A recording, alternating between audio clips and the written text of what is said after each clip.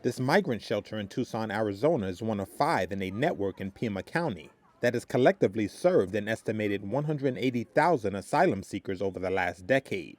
But these families sleeping on cots could soon find themselves homeless once federal funds for migrant shelters run out at the end of the month. And the Casa Alitas network of shelters says it will soon be forced to halt most operations. After March 31st, most of our funds are going to go to a cliff. Susanna Seelig is the associate director for Casa Alitas. My main concern after March 31st is what is going to happen to those other 960 people per day that are coming through the border. Our daily average is about 1,000 people, but we have had days like in November where we received up to 1,800 people in just one day.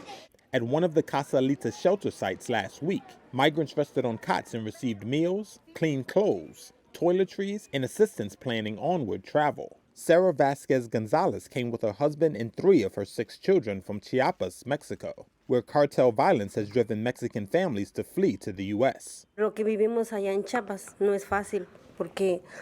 we experienced in Chiapas was not easy because 2 criminal organizations arrived and we saw shootings.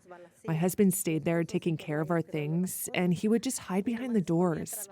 My house was completely shot at. My mom lives in another area, and that's where we found refuge. Pima County estimated 400 to 1,000 migrants with nowhere to stay could start arriving daily in Tucson beginning in April.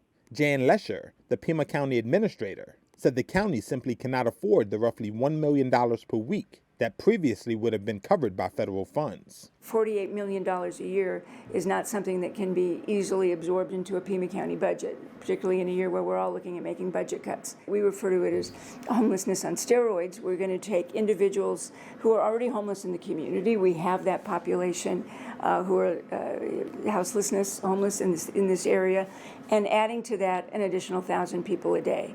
Funding predicaments similar to Pima County's are playing out in other border regions and faraway cities like New York City, Chicago, and Denver that have received migrants. As in Tucson, local governments anticipate that without federal dollars, communities will face significantly more migrants living on their streets, putting a greater demand on police, hospitals, and sanitation services.